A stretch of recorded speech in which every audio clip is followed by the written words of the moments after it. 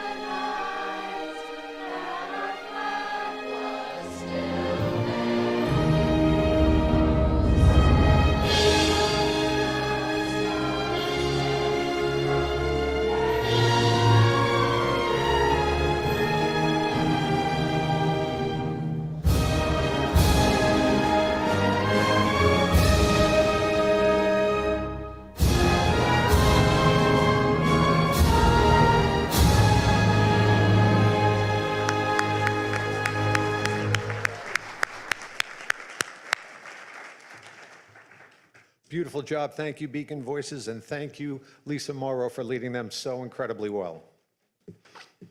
Please be seated.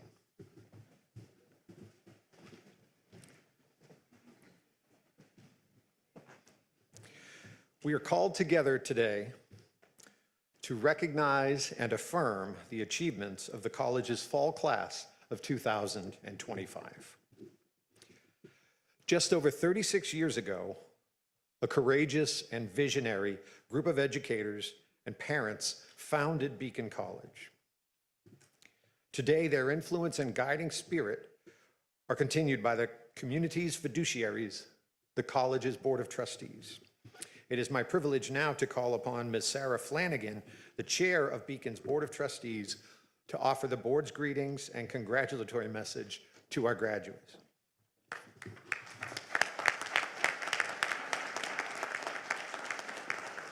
What a wonderful and joyous day. As chair of the governing board of Beacon College, I bring the board's congratulations to each and every graduate and all those gathered here who love and support you. You've done it together, all of you in this room. Modern day surveys tell us that the #1 reason people go to college is to get a job. But getting a good job is not the core benefit of college education. It is merely a byproduct. The core benefit of a college education is the development of your human potential, to have reached deeply into who you are, to challenge your mind and explore your beliefs, to break barriers within yourself you didn't know could be broken, to know that no matter what challenges life presents, you can find the tools to overcome. In the modern lexicon, to know that you are good enough. All these things so you can live the life abundant inherent in the Beacon Promise. Not abundant of material things, although that would be very nice, but abundant in grace, knowledge, confidence, and understanding. These are the things you have begun here at Beacon, and you must now continue in life. For the work of self-discovery is never fully complete. You, our graduates, are Beacon's proudest product. We on the Board of Trustees could not be more grateful for your accomplishments, for you are the reason this institution exists. It is your work and perseverance that makes Beacon what it is. Enjoy your day.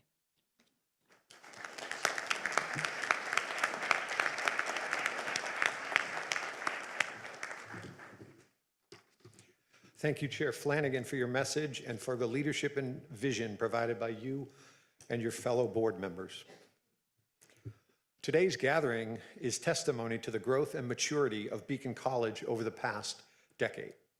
Our celebrations of academic achievement and the bond of community have outgrown the size of audiences that can be accommodated on campus and in off-campus facilities appropriate for formal occasions such as this. And so, with over 30 undergraduates having achieved the milestone of successful degree completion, at the conclusion of the fall semester, the Board of Trustees and College determined that a celebration at this time of year was both appropriate and timely. We at Beacon College are devoted in convening this commencement ceremony to maintain the traditions that align with the awarding of degrees earned by our graduates. Therefore, I would like to call upon two outstanding graduates from the fall class of 2025 to speak at this time. Our first speaker, James Avery, has been busy during his time at Beacon. James is a psychology major. He loves to travel, and he has served in a leadership role during the most recent study abroad trip to Japan. And part of his other duties as assigned was waiting behind with a student who had lost their passport in Japan. So he was heroic on that occasion. And he will be returning in this role for the spring 2026 trip as well. James has also served our country with distinction in the United States Navy. It is my privilege to call upon James to address us this afternoon.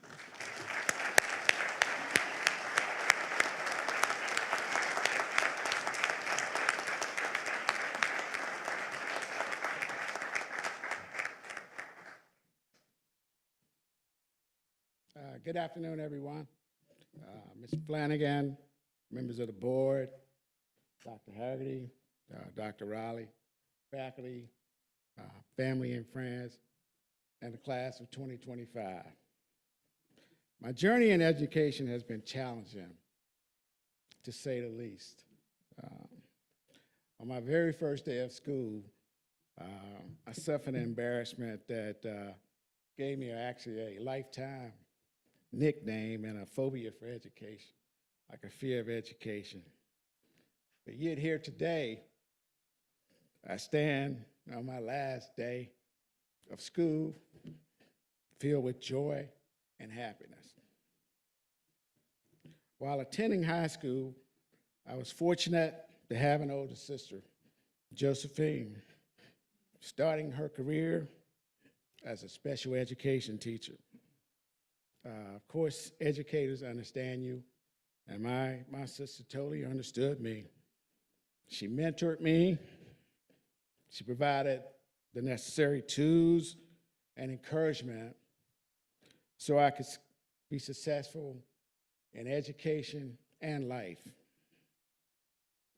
But I still carried a phobia and a fear of education. I turned down several sports scholarships and joined the military, where I served for 34 years.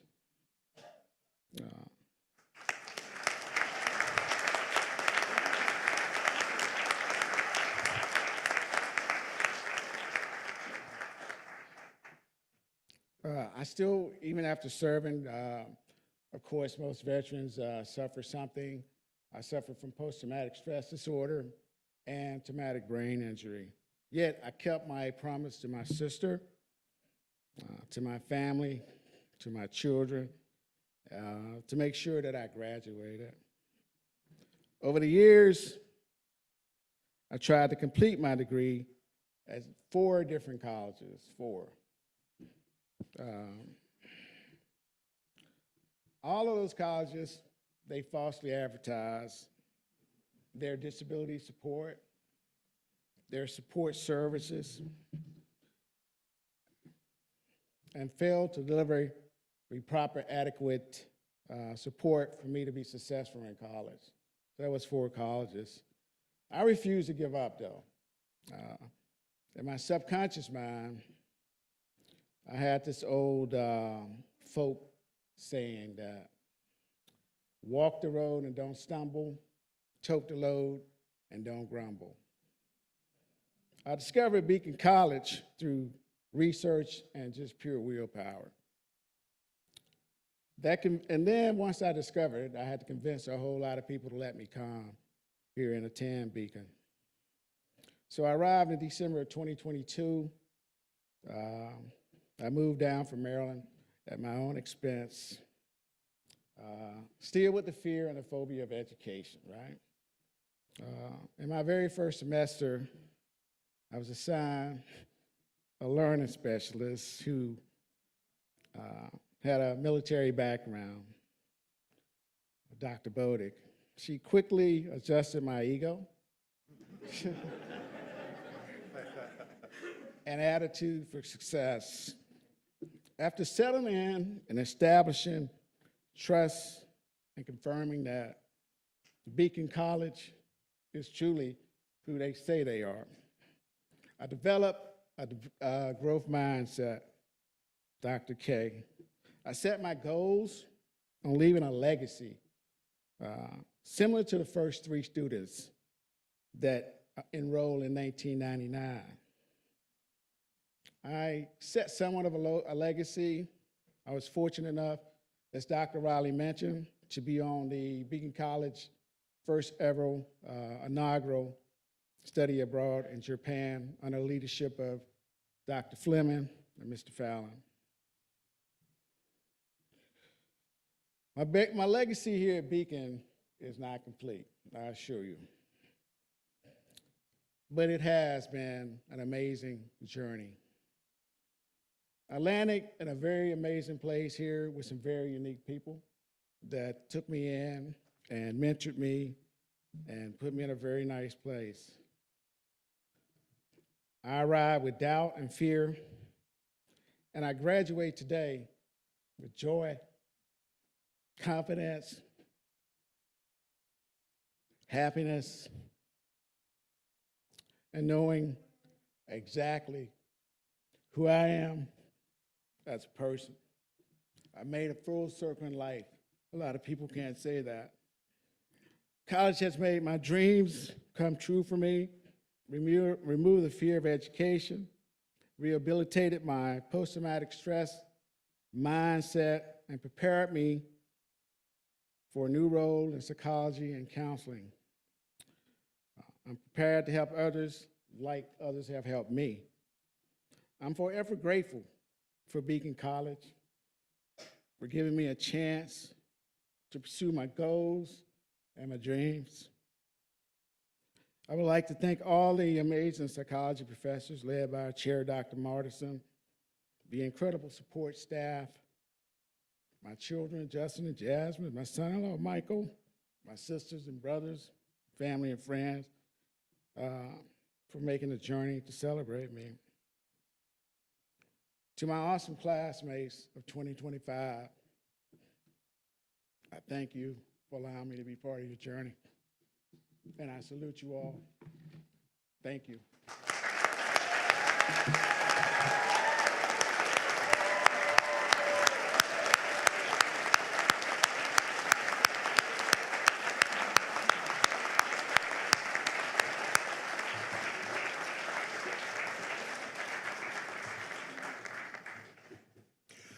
Thank you, James, for those words of inspiration and for being such an incredible role model through your presence here at Beacon College. We're grateful. Our next speaker, our second speaker, is Kalinda Strayhorn. Kalinda is a humanities major. She has also been a little bit busy throughout her time at Beacon College. I couldn't list all of what she's been involved in, it would take too long. So I'm gonna list a couple of highlights. Kalinda founded the Theater Club in 2020 and served as president until 2024. She served as a peer tutor and was a research assistant for Dr. Lee Rooks. She is a 3-time orientation leader, and she served as the president of the Humanities Club. It is now my privilege to call upon Kalinda to address us this afternoon.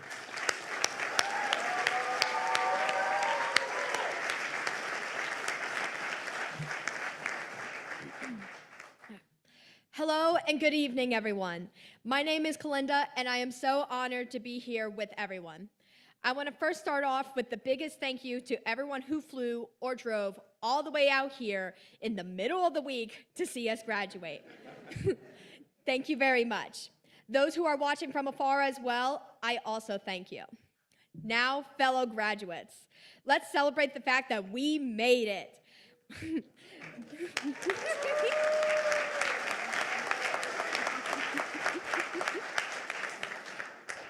We counted the days, hours, and even minutes for this moment, and it's finally arrived.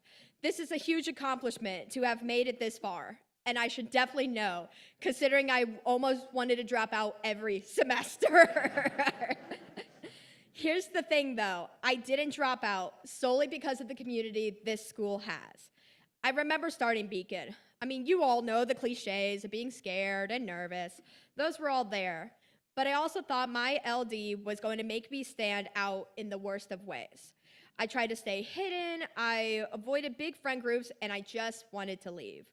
Every time I thought about it, though, the faculty and staff convinced me otherwise. They, especially Dr. Rooks. Eventually, I made some friends who also made me want to come back. Everyone who is here now has helped one or multiple of us make it these past 4 years to this moment right now. For that, they deserve their own moment of recognition for helping us achieve our best selves. Thank you to those who have helped us get here, friends, faculty, and staff.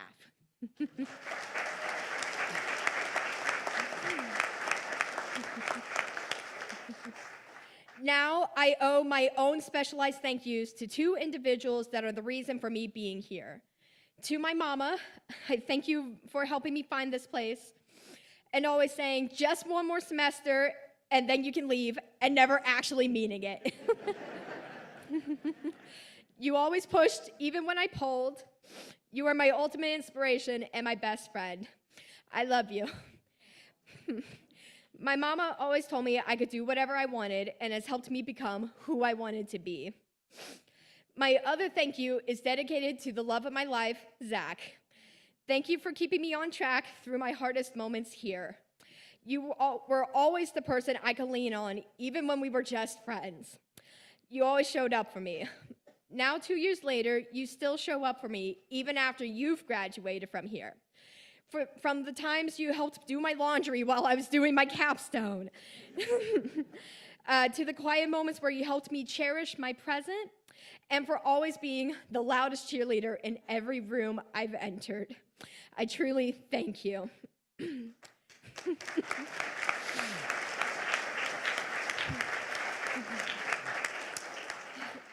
Now, while this night is about who has brought us here, it is also about us and what we have achieved. Now, I'm going to be honest with all of you in front of me. I've been manifesting this exact moment for the past year. I wanted to be the person who cherished us in our final moments before it became one of life's fleeting ones. Look where we are right now. Truly, look around. Look where you are right now. We have really done it. I may not know everyone in this room, but that doesn't stop the fact that I am proud of every single one of you here. We have done one of the hardest things asked of us with LDs to do, which is graduate college. In the past 4 years, I've been truly in awe of the projects we've created, how loud we are about our neurodiversity, and overall inspired by all of our connections. We have succeeded and have LDs, but those don't define us. Not even close. We became braver when facing new assignments. We became curious to explore topics we would have never even thought about. And we became adults who learned to navigate the growing neurodiverse world and are ready for everything. Thank you, everyone. In Beacon College class of 2025, let's go show the outside world just how amazing we really are. Thank you.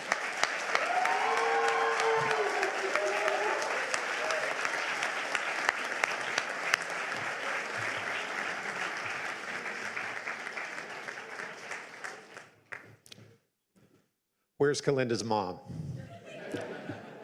Just stay one semester more. Can we bring you to orientation to talk to families? Right on. Beautiful job, Kalinda. Thank you. Brilliant.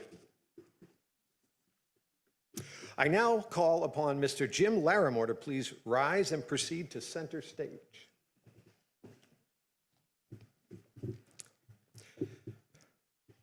The next person who's going to introduce Mr. Larimore, you may recognize. His name is Mr. Darrell Owens, Beacon's Associate Vice President for Communication. You may recognize him from A World of Difference, a Beacon College-produced TV program which airs on PBS stations all over the country and which celebrates and supports families who are navigating the journey of learning differences. You may also recognize Mr. Owens from the Salon Series, Beacon's educational outreach program. The Salon Series invites the Central Florida community to partake in lifelong learning through lectures from breakthrough authors and national speakers. Each event has over 500 attendees from all over Central Florida. It's a huge success. So it's my privilege to invite Mr. Darrell Owens to the podium to provide a brief introduction for our commencement speaker, Mr. Jim Larimore.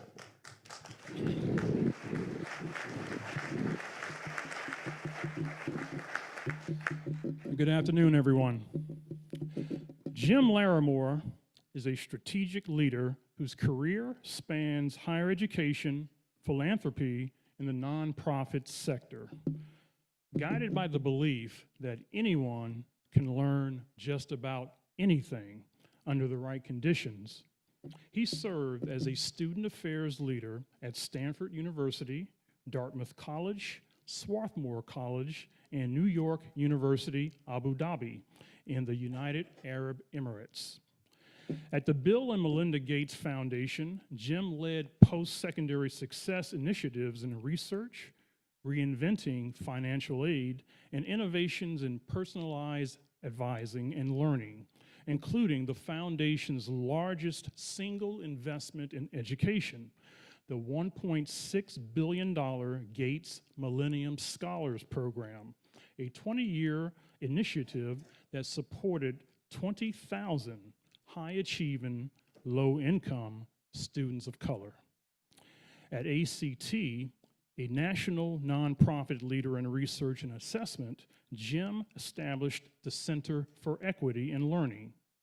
Under his leadership, the center promoted college going to millions of high school students through collaborative partnerships with former First Lady Michelle Obama's Reach Higher initiative and the American College Application Campaign, a national initiative sponsored by the American Council on Education.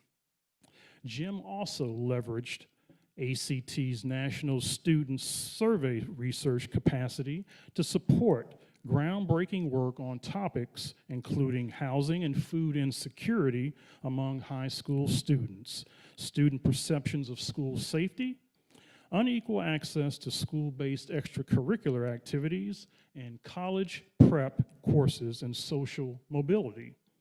In 2021, while serving as the Chief Officer for Equity in Learning at an AI in education startup, he co-founded the EdSafe AI Alliance, a global consortium of educators, researchers, learning scientists, tech innovators, and policy experts that advocates for the safe, equitable, and ethical use of AI in education. Jim's service includes board positions with the Institute for Higher Education Policy, Matriculate, the Branch Alliance for Educator Diversity, the NROC Project, and Stanford University. He also serves as an advisor to philanthropic strategy teams at the Strata Education Network and Gates Foundation, as well as numerous nonprofit organizations and education startups. And yes, he is a thought partner, advisor, and friend to Beacon College. A multiracial, multicultural first-generation college graduate, Jim holds a bachelor's degree from East Texas A&M University and a master's degree from Stanford University. Please welcome Jim Larimore.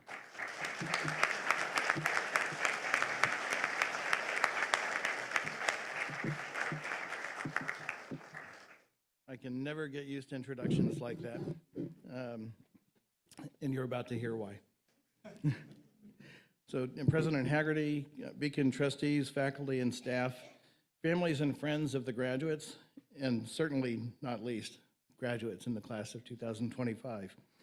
I'm honored to be with you today to celebrate your commencement from this extraordinary place. Over the years, I've been fortunate to work in a number of exceptional institutions and organizations, but I count my blessings that the interventions of a close friend led me to Beacon College, which I consider to be one of the most extraordinary and important institutions of higher education in the country. So today, I want to follow the example of Steve Jobs, the legendary co-founder of Apple, who gave a commencement address 20 years ago at another extraordinary place, and share 3 stories from my life that I hope might be helpful to you, the graduates.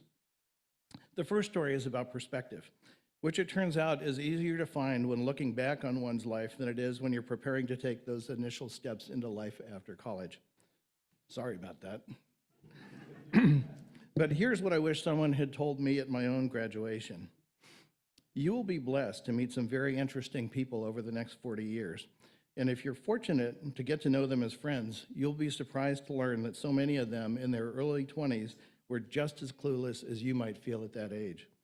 But brace yourself, because when you are in your 40s, you'll soon discover that some of the most inspiring 40-year-olds are still trying to figure things out.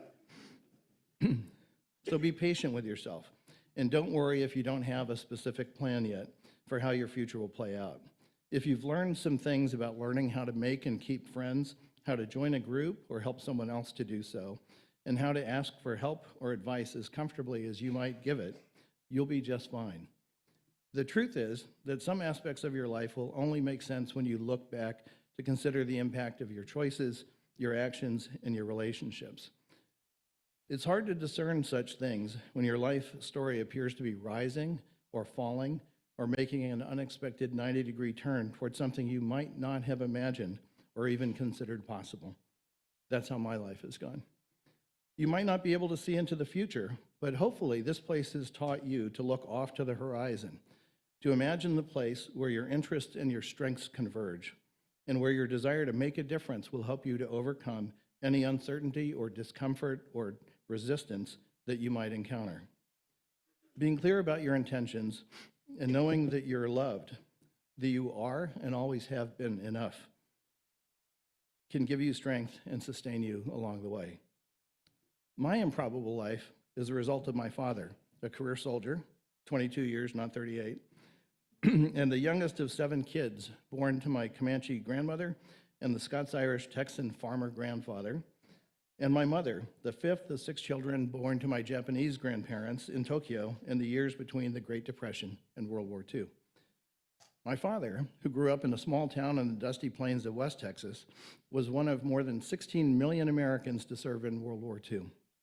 Courtesy of the Army, he soon found himself in the tropical rainforests of the Philippines before entering Tokyo at the end of the war to begin the U.S. occupation of Japan.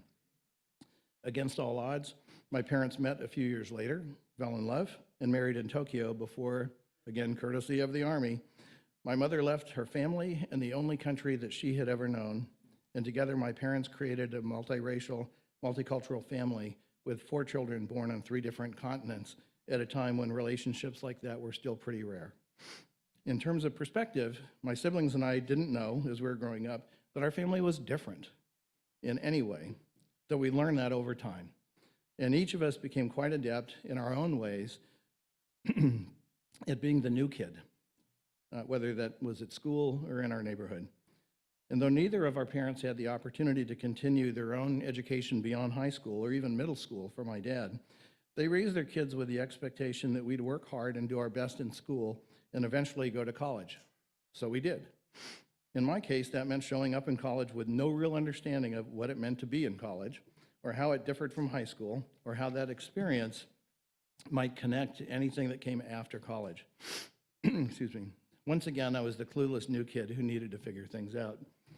Which brings me to my second story. I didn't know it at the time, but looking back, I can see the impact that my middle school English teacher, Ms. Winnie Beasley, had on my life. From first grade through 6th grade, I'd been sent home at least once a year with a note from my teacher or the school principal to alert my parents that I had argued with a teacher. As a young Comanche man, I'd learned enough at home and from my relatives to question what we were being taught at school about Columbus, the history of Thanksgiving, the westward expansion of the U.S., and the concept of manifest destiny. So by the time I ended up in Ms. Beasley's class, I had learned to avoid disagreements with teachers and avoid principals at all costs. I was fine until we started to write argumentative essays. You know the story, right? At which point Ms. Beasley handed my paper back to me, annotated with questions and comments that I thought were interesting, but her final comment sent a chill down my spine. Come see me after class because I could not accept this paper.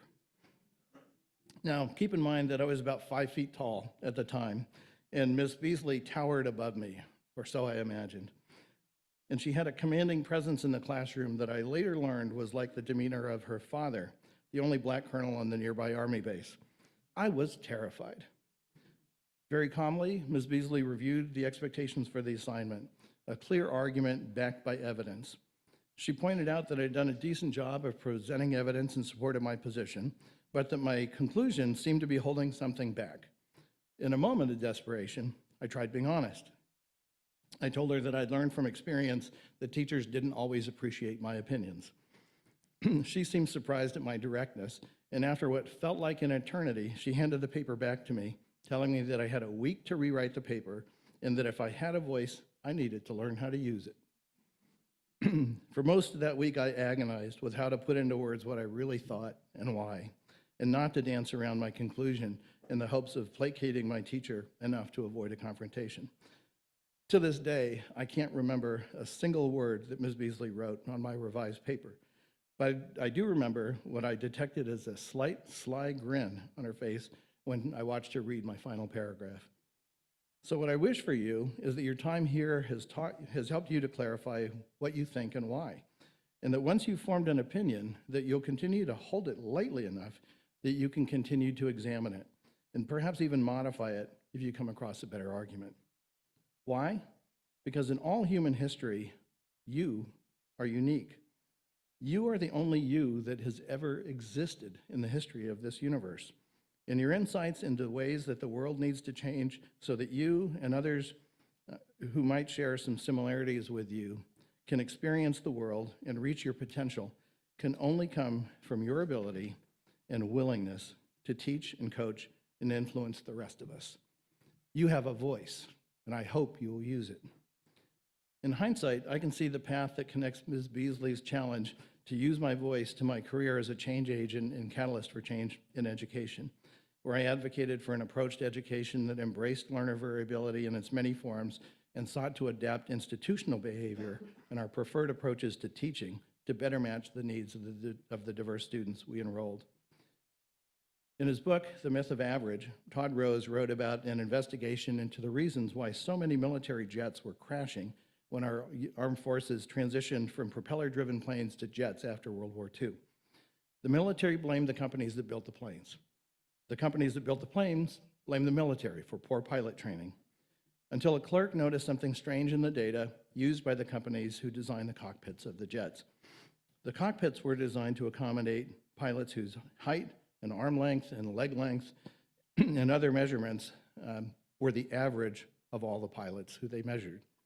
And when the clerk examined pilot records to determine how many pilots matched those average measurements, he found that the number was exactly 0. No pilot was average in every category.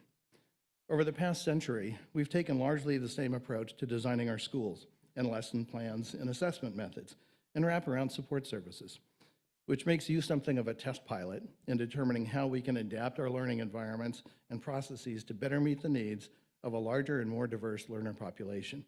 And that includes the use of various technologies to support teaching and learning, which brings me to my third and final story. 15 years ago, my life took an unexpected 90-degree turn as I set aside my identity as a college dean and became a deputy director at the Gates Foundation.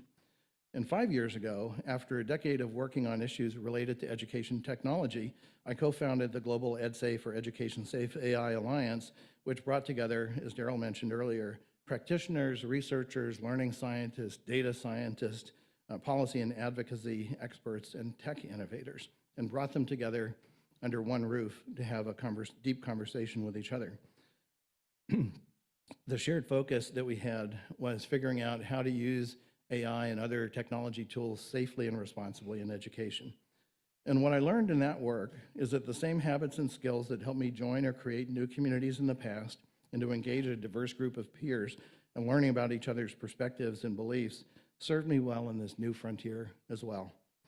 So let me end with some advice that's better shared with the young than reserved for people later in life, all based in research, believe it or not, on longevity and satisfaction in life.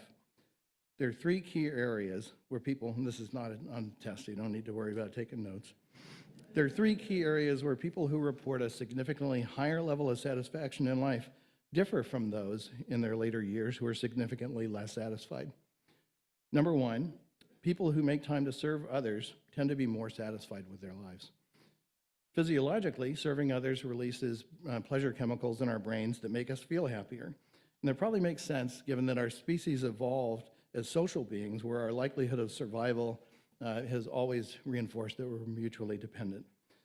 And psychologically, serving others reminds us that whatever challenges we might face, there are other people whose challenges are equally or more difficult. It's a matter of perspective. Number 2, people who laugh hard at least once a day tend to be significantly more satisfied.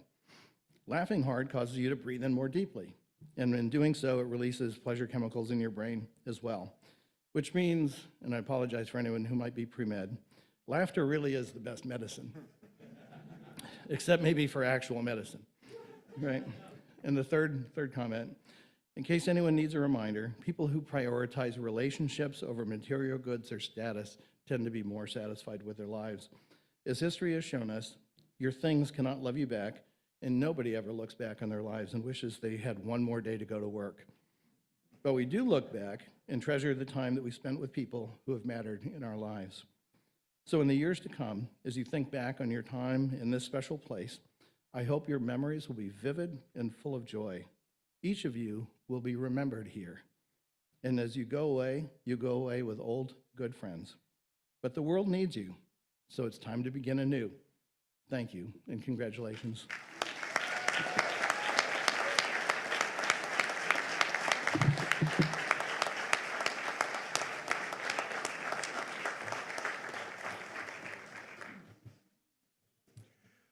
Jim, thank you for those words and for your extraordinary life. And what a great role model of somebody living a life truly of service for all of us to hear from today. Thank you. We're almost at the point you've been waiting for. Just about there. Before we get there, I'd like to do a couple of things. First, I'd like to ask all family members and friends and others who love graduating students to stand.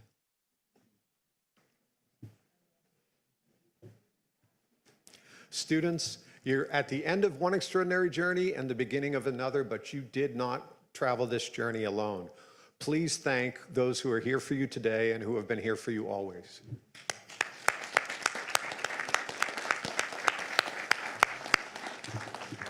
Thank you. You may be seated. Okay, one more. Graduates, soon to be graduates, close your eyes. I want you to think of one person at Beacon College who works for Beacon College that made a difference in your journey. Get that one person in mind. I'll give you a few seconds.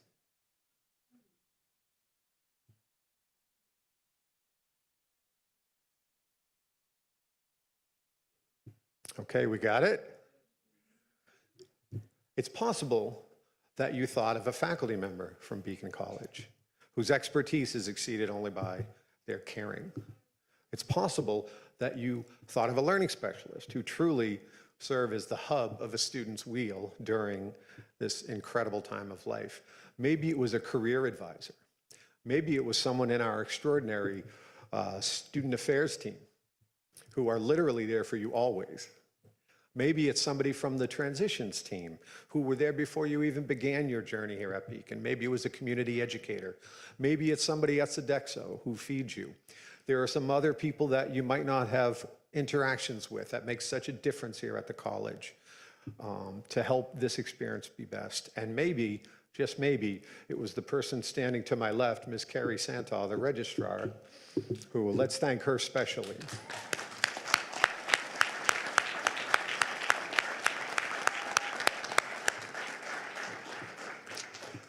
She leads you through the ceremony today, and she helped guide you through your educational journey, and she's going to kill me after this ceremony. I hope I didn't forget anyone. If I did, you know, it is truly the case that at Beacon College, you don't come for the job, you come because you're called here, and you're called for people like yourselves. So thank you. I want to thank the extraordinary academic faculty, staff, and staff of Beacon.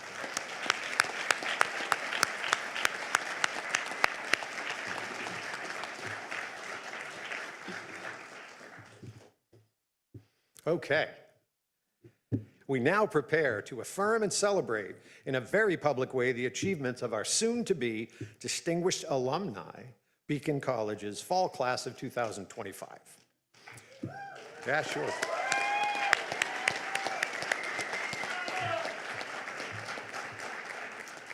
Members of the class of 2025 of Beacon College, by virtue of your academic accomplishment, and upon the vote of your faculty and the Board of Trustees, you have been awarded your undergraduate degree from a proud collegiate community.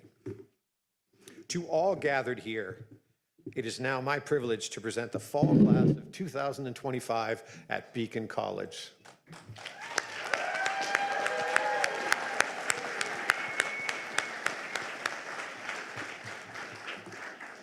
Okay, will the candidates for the degree of Associate of Arts and Associate of Science please rise?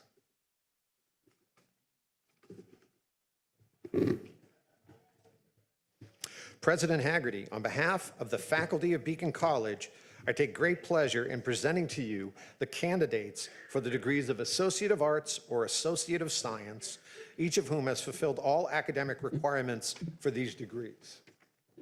By virtue of the authority vested in me by the Board of Trustees and the state of Florida, I do hereby confer upon you the degree of Associate of Arts or Associate of Science in your area of concentration, with all honors, privileges, and responsibilities thereunto pertaining. Will the Associate of Arts and Associate of Science graduates now follow Registrar Santaw to the platform? It is now my pleasure to introduce Professor Michael Fallon, Professor of Business Management, who will read the graduates' names.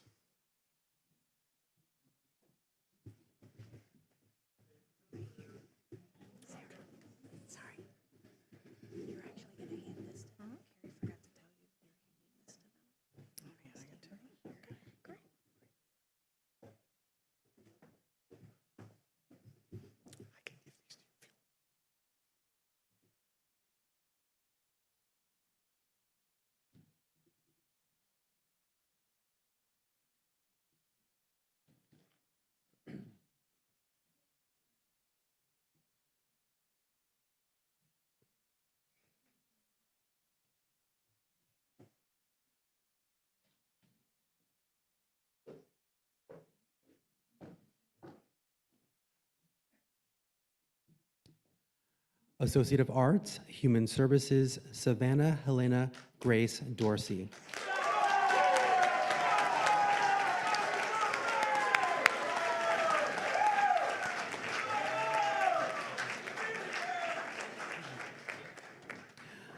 Associate of Arts, Human Services, Riley Dublier.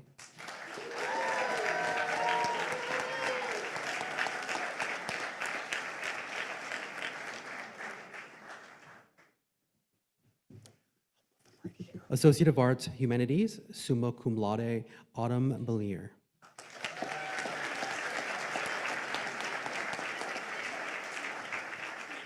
Associate of Science, Business Management, cum laude, Christopher Joseph Joyner.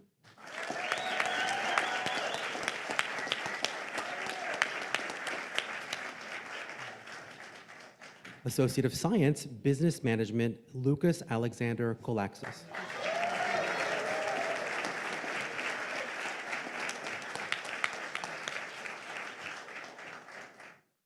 Associate of Science, Business Management, Tony A. Wade.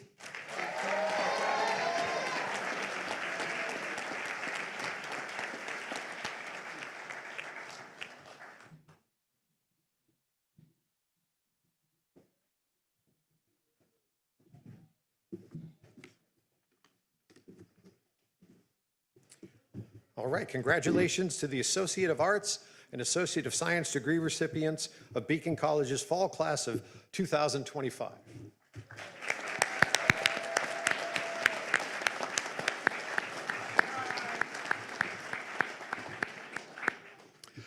Will the candidates for the degree of Bachelor of Arts and Bachelor of Science please rise?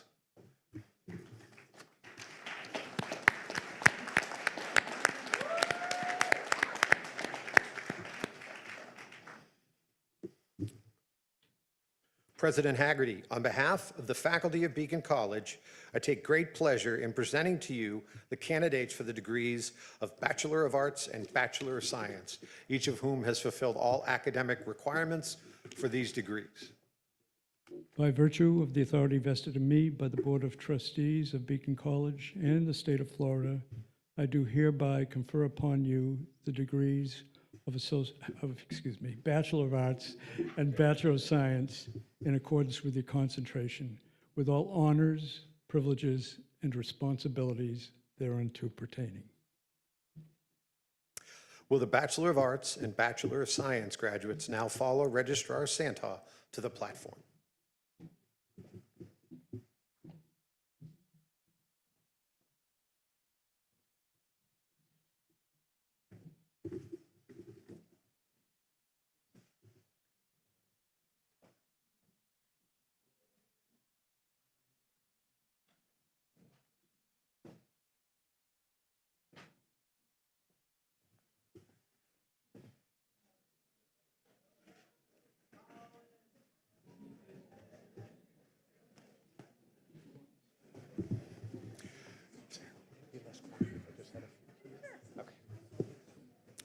think I put him in the room.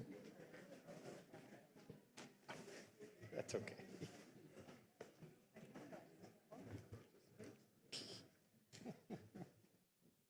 I'll keep restocking.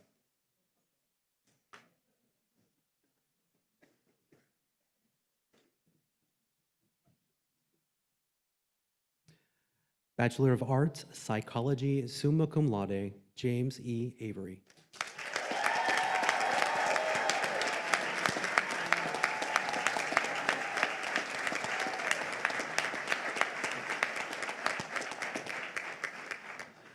Bachelor of Arts, Humanities, Grace M. Hicks.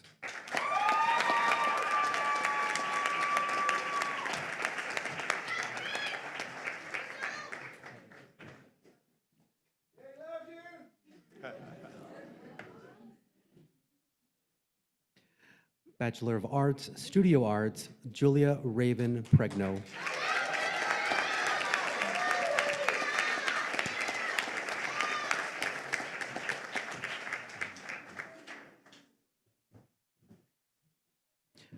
Bachelor of Arts, Humanities, Juliana Simon.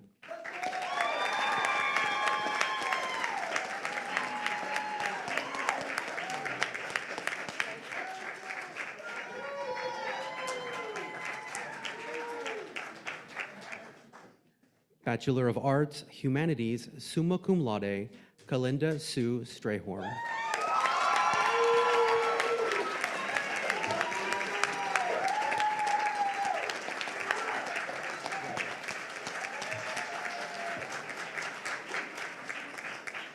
Bachelor of Arts, Human Services, Sophie Gale Thoreau.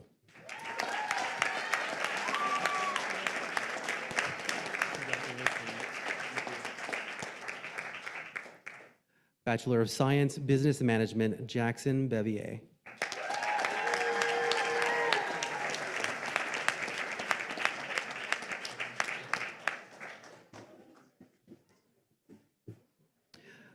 Bachelor of Science, Anthrozoology, Juliana Buccino.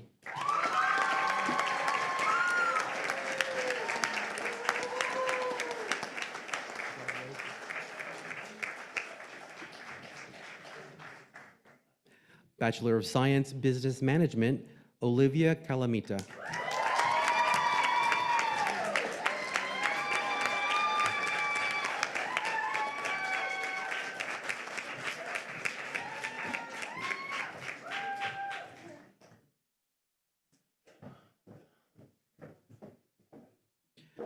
Bachelor of Science, Anthrozoology, cum laude, Allison Ella Cushman.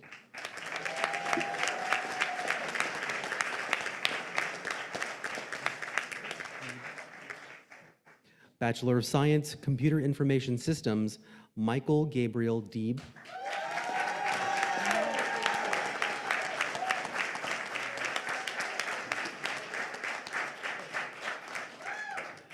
Bachelor of Science, Anthrozoology, Amina Fenwick Imbo.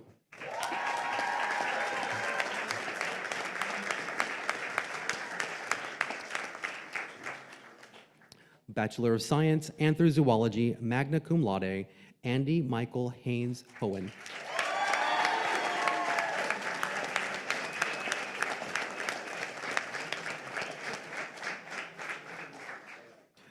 Bachelor of Science, Design and Digital Media, summa cum laude, John Bryant Jefferson.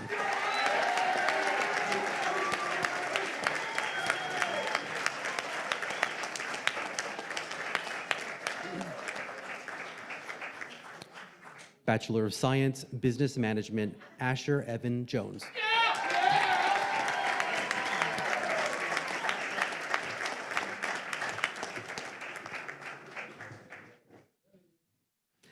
Bachelor of Science, Business Management, magna cum laude, Tomas Alejandro Jordan.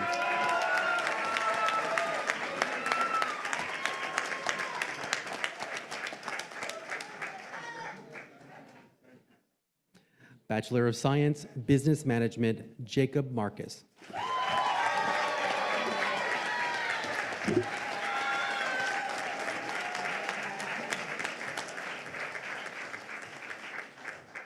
Bachelor of Science, Anthrozoology, summa cum laude, Matthew Mazzella.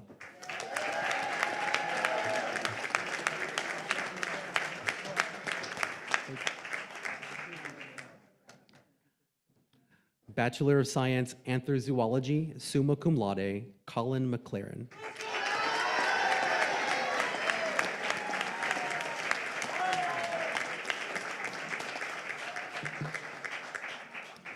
Bachelor of Science, Anthrozoology, Cole D. Pomeroy.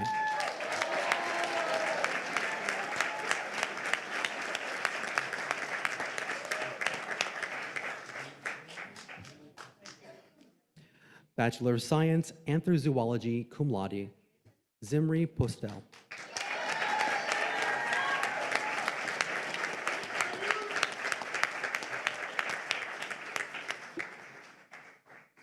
Bachelor of Science, Computer Information Systems, Justin Andrew Saunders.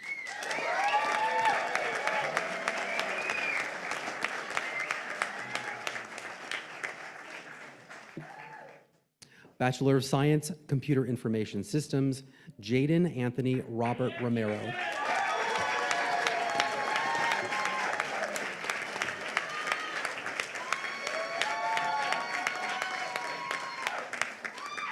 Bachelor of Science, Business Management, Henry Joseph Wagner.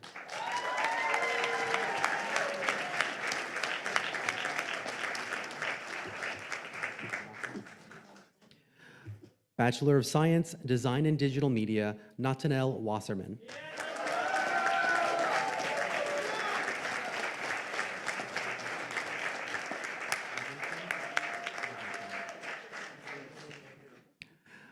Bachelor of Science, Design and Digital Media, summa cum laude, James Wesley Withington.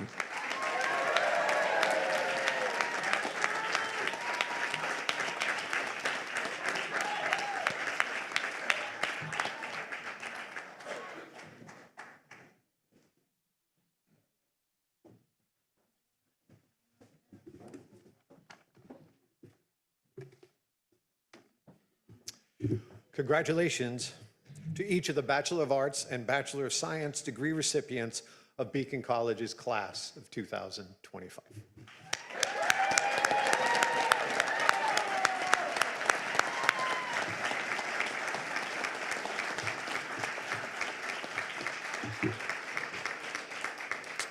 All right, here's the biggie. Don't mess this up.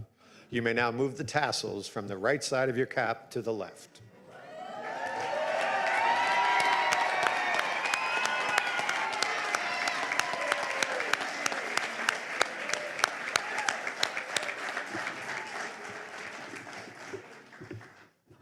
Beacon graduates, you are now part of a new and larger community of loyal alumni whose lives have been shaped and transformed by the Beacon experience.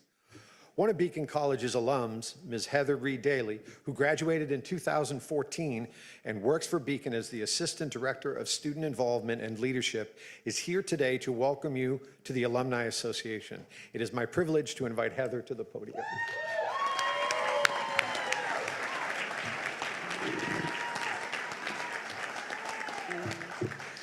Good evening, faculty, family, friends, and the graduating class of 2025. It is a privilege to stand before you and congratulate you on your remarkable achievements. Your path today shows your hard work and dedication. Each step is a testament to the power of perseverance and determination. Our interactions may have been few, but I've seen each of you navigate many life lessons, eager to do better than the year before. Your arrival on campus marked the beginning of a journey of self-pride and self-worth. While setting your path ablaze, you have become our Beacon Blazers. Before you leave the ceremony and enter your post-Beacon life, I want to emphasize the importance of staying connected to the college. Excuse me. Ready? The Beacon College Alumni Association is an important avenue that is my honor to welcome you to the college's Alumni Association, a community that will continue to support and inspire you. This is a day I hope you hold dear in your heart, for today is the day you graduated college. Thank those who've helped you along the way and make a promise to yourself that you will keep the path ablaze. and show the world and those who doubted you that you are a beacon blazer and nothing can stand in your way. My fellow alumni, I want to reiterate my heartfelt congratulations and welcome you to your Alumni Association. Your achievements are a testament to your hard work, and I look forward to seeing all the great things you accomplish for this community. Congratulations again.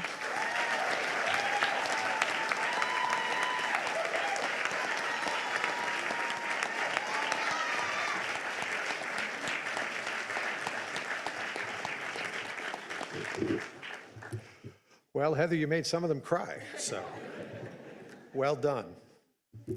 It is now truly my honor and privilege to introduce the third president of Beacon College, Dr. George Haggerty, to offer concluding remarks.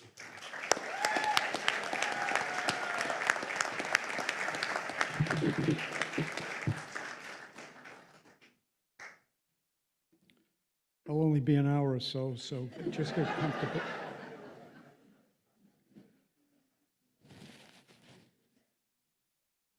You know, I was, about 3 years ago, I started getting pushed in the direction of a December graduation.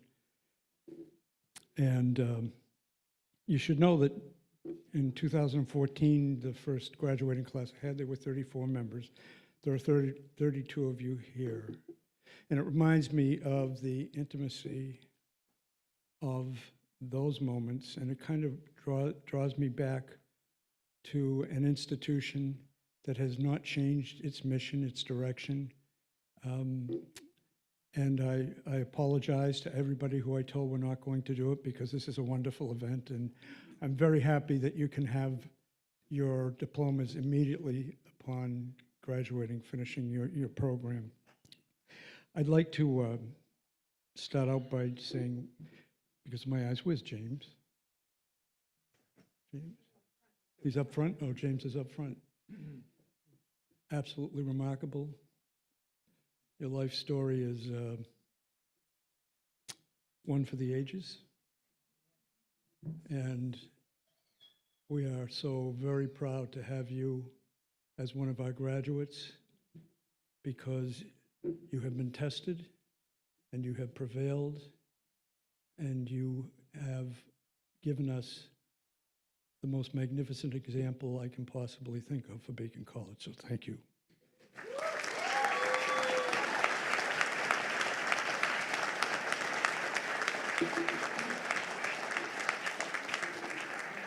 Now, where's Kalinda? Oh, I can't miss Kalinda. What's that bling you have on there? I might have bad eyesight, but I can see that bling from a long way.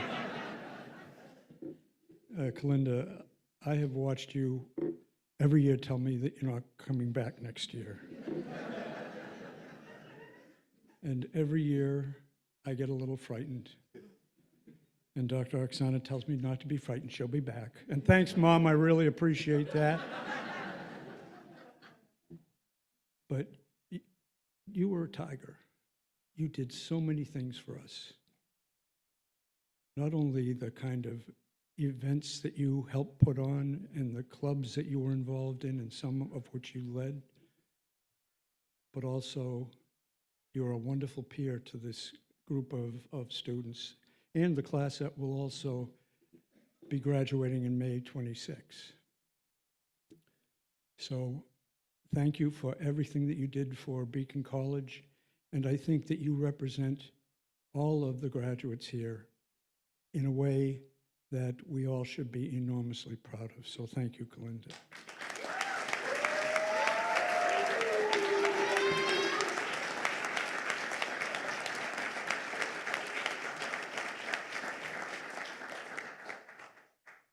Jim Larimore. Jim Larimore, when I first met him, and found out then what he did and how many things he did, is one of the most humble and bright and community-oriented individuals that I have ever met in my life. There's absolutely no doubt that he has added immense value to the work that we do here. And as Darrell indicated, he has worked with us for the last 2 years, shortly after ChatGPT came out, to really help us move forward in an area that we know is going to define your future, and even an old man like me, it's going to define my future. So I want to thank you, Jim, for not only your words, but your example as well, because there's not much that you haven't done, and there's so much that you did on your own. And I'm just proud to have you as a friend and colleague. So thank you, Jim.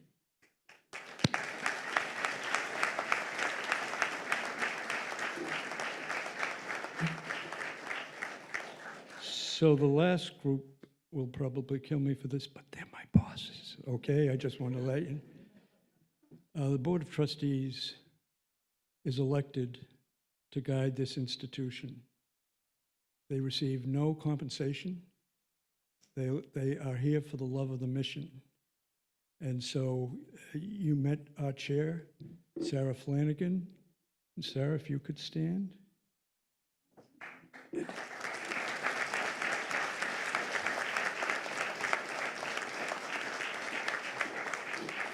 And John Rogers, could you stand?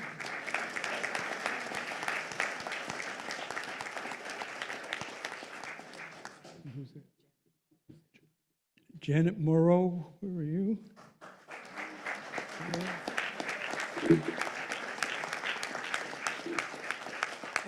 I just want to let you know that they come 4 times a year.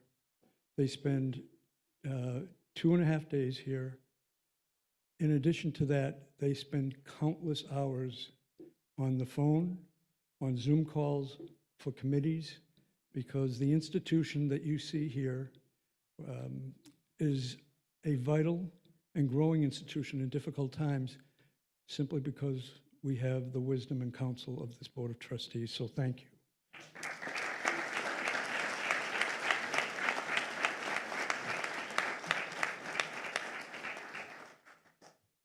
Do I have another 20 minutes? No.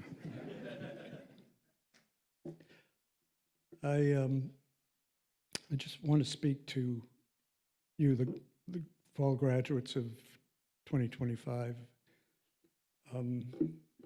because you are our most enduring legacy. What you do beyond Beacon College is something that we are all awaiting and proudly awaiting.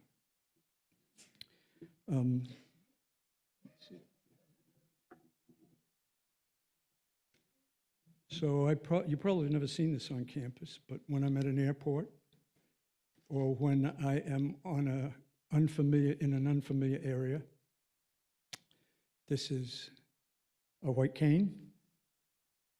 And I want to tell you, for most of you who were frightened about coming to Beacon College, I wasn't frightened of coming to Beacon College. I was frightened of having to face this. And while you've been here, we've all faced a lot of things together in our private world, in our public world. Now, I don't need this on campus because I think I know just about every step here.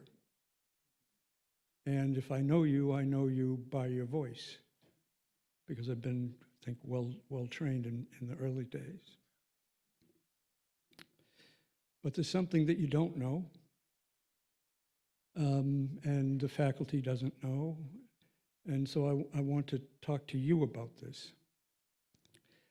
Over the course of the past 3 or 4 years, my eyesight has, they say the shades have come down, and they're coming down progressively. Does that bother me? No. I've lived an extraordinary life, still continue to live an extraordinary life. But you're all shadows to me. But what are you, I also noticed something in the last 2 or 3 years that you should know about. You have an aura around you. See, most of the people that I meet are at Beacon College. maybe 5 or 10% of the other people. I don't have a very exciting life. So there's not a lot that goes on outside, but you're the people that I know, and you're the people that I meet. And the aura around you is something pretty remarkable, because as you come to meet me, you're kind of a shadow. As you come to meet me, that aura seems to hit me first, and it's around you. And when you leave, there's still an aura there. And it is for everybody at Beacon, but let me talk to you about the aura that I believe is really important for you. In 2015, we decided that we were going to mean something. Many institutions say they're great with values. Many institutions say they're great at personal care of students. Well, we put words behind that and actions behind that. We called it, we want you to live the life abundant. And what was that life? Well, it was a life first of intellectual challenge, and I hope you got that here. I know you did with your faculty. But also there's something that you gained, which was a creative bent, a way of looking outside. And let me tell you about what I see. That centerpiece that's been lost to me, that detail that's been lost to me, I still haven't lost the periphery. And sometimes when I think I know where I'm going, Oksana can tell you, I have no idea. But around the periphery, I do get images and things that will allow me to know that I'm safe. And that's where the creativity is. If I think of this aura, if I think of this aura for you, never forget that in the detail, it may be the detail for now, but there are some things that are out in your periphery that you need to take time to explore, to look at. This is my 5th career. I started working in 1975, 50 years ago. I know you all want to say you're not that old. Really, really, Dr. Haggerty? But I am. And the truth of the matter is, 5 careers, I can't imagine how it's going to be for you all. And the thing about a liberal arts education, the thing about the courses that you have taken here, is that it provides, that knowledge provides us something in which you can situate all of your life and work, the knowledge and the values. So please remember, change is not to be feared. You may not know exactly where you're going, but it's not to be feared. Because look at the change in every single one of you. I'm telling you, I know most of you from voice, but imagine the change that has happened to you. And I'm sure that your families have seen it too. And it's an enormous change that we are so proud of, those of us who, we kind of feel we did it. Look at them sitting there. Look at them get their degrees. So we also have an important feature in the Life Abundant, which is very important right now in the world we live in, and it's going to be important for the future. It's a code of ethical and moral principles. Heaven knows, in today's world, you need to do the next right thing in matters large and small. And how often do we see people who are tempted and actually do not do the next right thing? So Beacon College and our faculty and our learning specialists, our staff, our counselors, all of us have been trying to be examples of pursuing the next right thing. The third one is the mooring of family ties and trusted friendships. You have friends here and those that will be graduating in May, and they will likely be lifetime friends. Stay in touch. Keep them in your heart because it's enormously important. We can never pursue the things that we want to do in life alone. So share your concerns with them and share your joys, because they're there for you, and we've seen it time and time again. Certainly, after you get settled in after freshman year, it becomes very, very, very clear to us.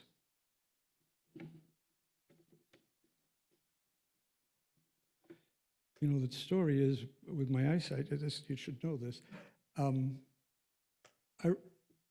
Tamara and I did the speech early last week.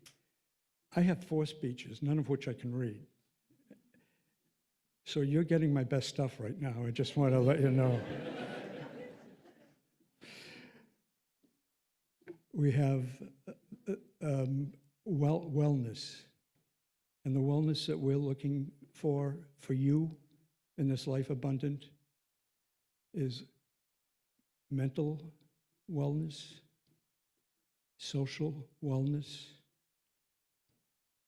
spiritual wellness, physical wellness. We want you to take care of yourself. And we want you to be your best advocate, which hopefully we have worked hard with you. Worthy work. I'm not going to pretend that AI is going to make this any easier on us. But that's why we've tried to move into that area as soon as possible, because we know that you're going to need it for your future. And we know that you're likely going to be changing positions because it's just the way the world is now. Our son has been out of college 3 years. He's already on his 3rd job. So where in my generation, which is a long time ago, my generation, for me to have 5 different careers was very unusual. Most people stayed in 1 or 2 jobs, and that was it for their life. Community service. Please take the skills that you have and the love you have for others and use it in improving your community, whatever you define that community to be.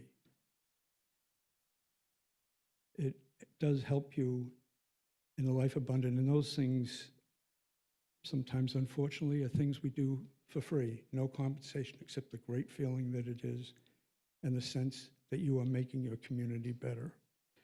And the final thing is lifelong learning. Please have a total commitment to always learning, always being creative. Find your place in the world of education. Take every opportunity to learn something new. Because I will tell you, in my life, curiosity was one of the hallmarks, and it's how I was able to survive through 5 different careers. I promised you just another 5 minutes.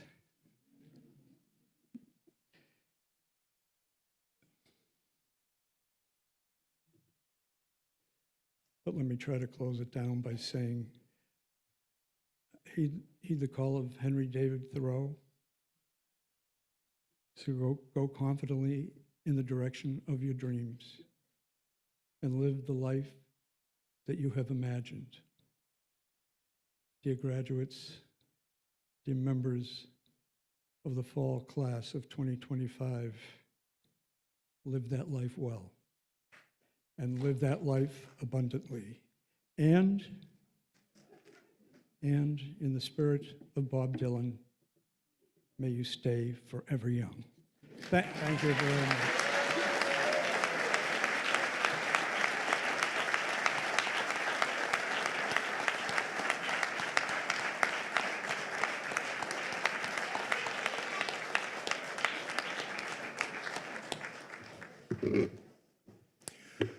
Thank you so much, Dr. Haggerty, for those words.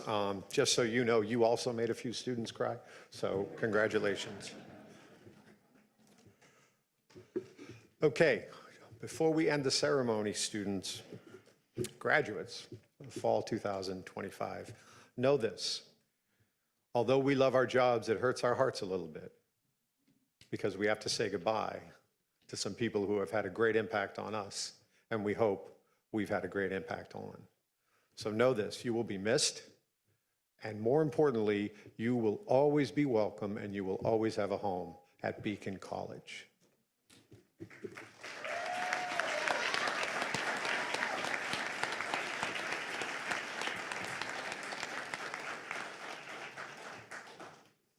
Nah, no tears. Okay. It has been my honor to preside over this celebration, the 2025 Fall Commencement at Beacon College. I ask the audience to please rise in honor of our graduates as those in regalia recess out of the venue. I ask you also to remain at your seats until the final graduate has departed from the ceremony.